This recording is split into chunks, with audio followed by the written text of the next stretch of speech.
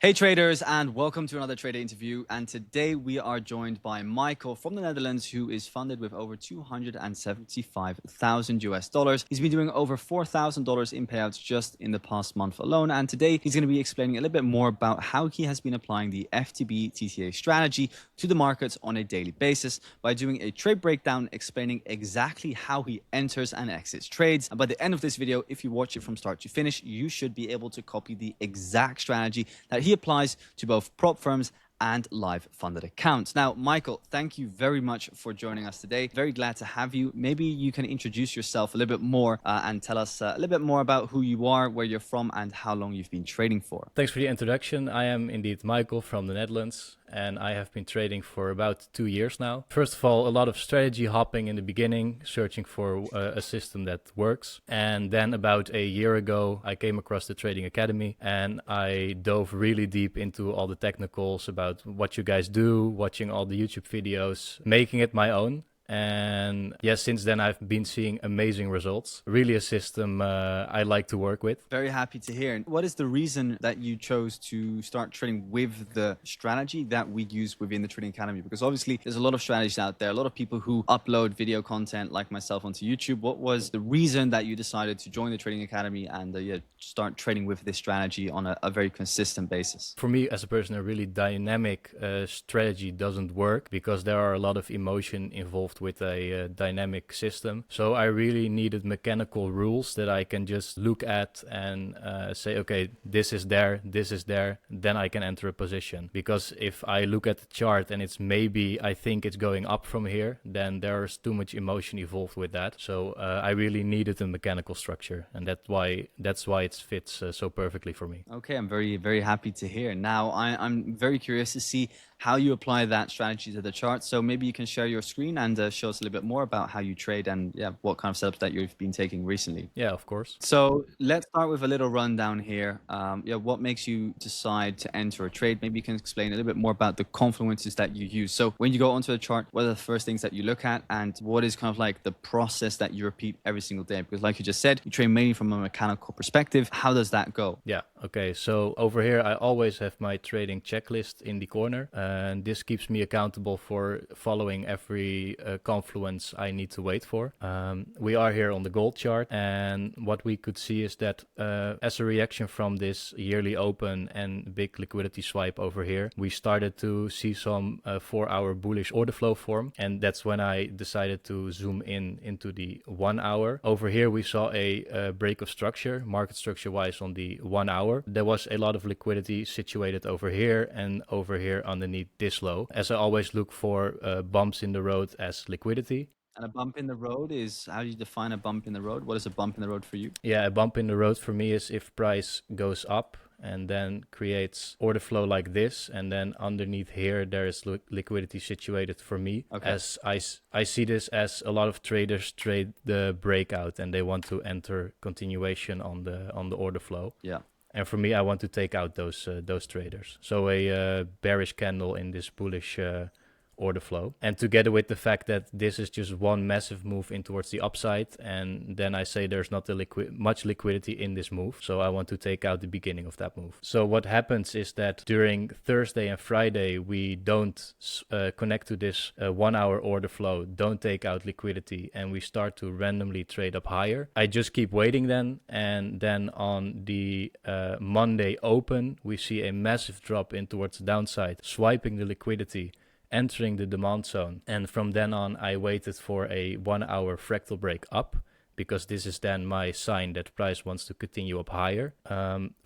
From here there was not a entry on the exact moment because we didn't swipe any lows or take any liquidity. And then what we can see is on the 1 hour, if I zoom in, we break down, we break up, so buyers come into the market, we swipe those buyers, and then I place a buy stop on the 1 hour break up, because from this moment on I'm convinced that if we break this 1 hour fractal up we can go higher. And as you can see, it's played out perfectly. So you buy the overall high break with a buy stop? Yeah, with the buy stop, yeah, because then we have taken liquidity once again.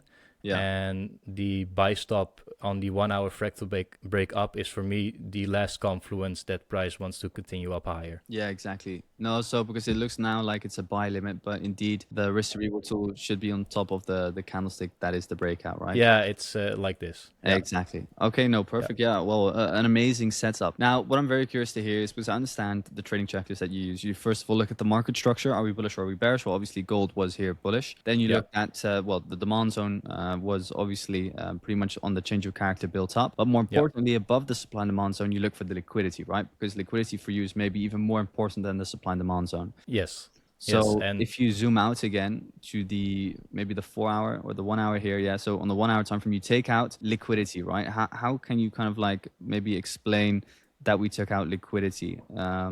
Because we kind of see that initial move in towards the highs, right? And then that what it leaves behind those lows, that's then your liquidity, I guess, right? this over here, you mean? Yeah, Because we don't swipe any lows, and on the 1 hour, it's indeed more clear. yeah. Um, Not a lot happens here, and we get some Ascending lows. increase ascending lows. Yeah, ascending. We have some ascending lows over here. Yeah. So maybe a lot of people, in my opinion, start buying here. Yeah. Also And on they the want demand to. zone, the imbalance candle, obviously there to the left as well. Yeah.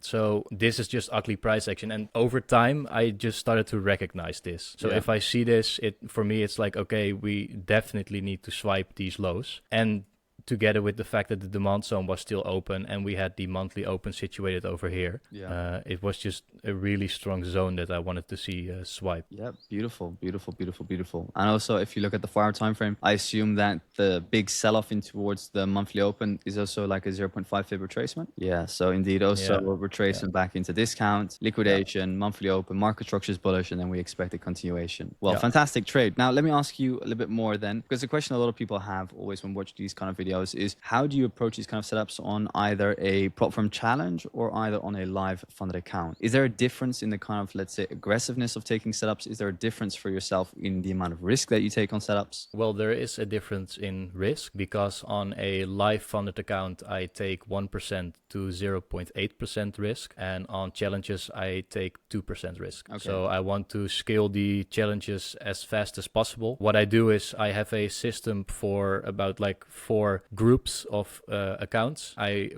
rotate these groups. So Yeah. if I take a trade on group A, I don't take the next trade on group A. Yeah. But for challenges, I take every trade on the challenges just to pass them as fast as possible. Okay, fantastic. And when it comes to stop loss placement and where you place your TP, where do you decide to place your stop loss? Can you just place your stop loss underneath a demand zone, or does it need to be under a specific kind of low? Like, where do you place the stop loss? Yeah, I want to place my stop loss always underneath a safe low for me, and that is a low that swipe liquidity. So as we can see here, this low swiped liquidity over here underneath this bearish candle and then made the break up. So yes, it is a demand zone, but also for me, it's a safe low, as I don't want to place my stop loss underneath this low because it's in the middle of a demand zone and it's not safe. And when it comes to your take profit, do you use a fixed RR, or do you just target the overall swing high or the previous break or structure line? No, I always use a 1 to 2 risk to reward, as I saw in my data from like last year that this is the most profitable for me. And this is something that I look at the end of the year again, and then I can see if I can maybe scale it up to 2.5% per trade maybe, or maybe 1.5, whatever is most profitable. Fantastic. And now let me just go back in time, right? Before you actually achieved any results with this strategy. What were some of the problems or the struggles that you were facing that prevented you from actually achieving success with trading? May it be with this strategy or just in general? For me, it was trying to find setups on the lower time frame. And one really big thing that helped me is just wait for the market to show your setups. And for me, that means that maybe I have now 1 or 2 trades per week, where in the beginning I maybe had 10 or 15 trades per week. And I really changed this to the calmness of, okay, this is what I want to see. I do a outlook of the market every morning, and then I put my alerts and I just wait for them to go off. And when they go off, I open the charts again and I see if there's a possible entry to take. Yeah, fantastic. I mean, a lot of us always try to overcomplicate it, look for setups, keep looking for setups. And just as soon as we close the setup, we think, okay, we need to be in a new position. But if you actually kind of like sit it out and wait for that one setup that is so obvious that you cannot even deny it, when you wait for that setup to come, like the results just change exponentially, right? I think that's Yeah. something that you've also noticed very well. What was the feeling like getting that first, let's say, funded account or passing that first challenge? How did it feel? Yeah, it was really weird because at that point I felt like, okay, so this is actually possible. A lot of people told me that when you pass your first account, there's going to be a lot of new emotions into the game because now it becomes real. And always told them like, no, that's not for me, and it's just going to be the same. And you still get into the fault that, okay, now it's real, so you're taking setups that are not A plus because you feel like now I can make money, and you go toward like through this whole process once again. So I started off with some 10K accounts just to get the feel of passing accounts, how it feels to be funded, and working towards that first payout. And really slowly scaling up in challenge prop firm amounts in general. Yeah, because how did you get to 275K in funding? Like, what's the game plan that you had? Did you just keep on buying challenges, or did you buy the first 100K and you waited to get a few payouts? And like, what did you spend the money that you made off of those payouts on? Yeah, so the payouts I made with the 10K's account, I eventually reevaluated into 50K accounts. And then when taking some payouts on them, I bought 100K accounts. So I am building a self-sustainable system where I can just keep on scaling the prop firm accounts. Fantastic, very smart. And just to go back into the charts as well for a second, can you maybe give us an example as well of what it looks like to take a loss? Because obviously now we discussed a winning trade, but maybe you can also show an example of a losing trade. And a lot of people watching this always think, okay, well, if your strategy is good, you shouldn't be taking losing trades, or people kind of like assume that if you take a losing trade, there's something wrong with the strategy itself. Now, obviously, losing trades is perfectly fine as it's completely part of your trading and of your strategy. There's no strategy that's 100% win rate, but often traders look for excuses and reasons why a trade might have hit their stop loss. Like, can you maybe show us what it looks like with your strategy to take a stop loss? Yeah, of course, there's a really good setup on UJ from beginning of this month. I am going to quickly go in towards the replay tool to show what happened. So over here, once again, what I identified is that we made a break of structure in towards the upside. So then you become bullish between this low and this high. I draw in the Fibonacci retracement level because I want to see at least a retracement towards the 0.5 level, and even better if it's in discount and underneath. That is what happened over here. So we pushed down lower. We took out liquidity over here, and then I saw that we made a demand zone with that because we push up here, we break down, swipe the liquidity, so the early buyers are out of the game, and then I placed a sell stop or a buy stop on the fractal high over here. So when we would break out, just as I discussed with gold just now, I wanted to be in the trade. So on Thursday to Friday or Wednesday to Thursday night, you see that you get tapped into the position because it's a yen pair and it moves during Asia session a lot. And then we started to consolidate a lot, and eventually we broke in towards the downside straight through my stop loss. And this is the part of the game that you're going to face eventually because everything here, all the confluences were there. Can you run through the confluences maybe? Just one, like real fast? Yeah. So we have the swing structure here being bullish. That's the first one. Yeah. Then we have the 50% retracement over here. That we made. Then we take out liquidity underneath this bearish candlestick over here. And then with that move, you create a demand zone that you could maybe trade off. And then you wait for the 4-hour fractal shift up. And with that fractal shift up, I placed a buy stop. So I would already be in the trade, not waiting for it to come back with a limit. So yeah, that were all confluences for me checked off. Okay, fantastic. No, very clear breakdown, and very obvious indeed. Just losses are part of the game, and ultimately you're just gonna simply be taking these losses if you trade any strategy.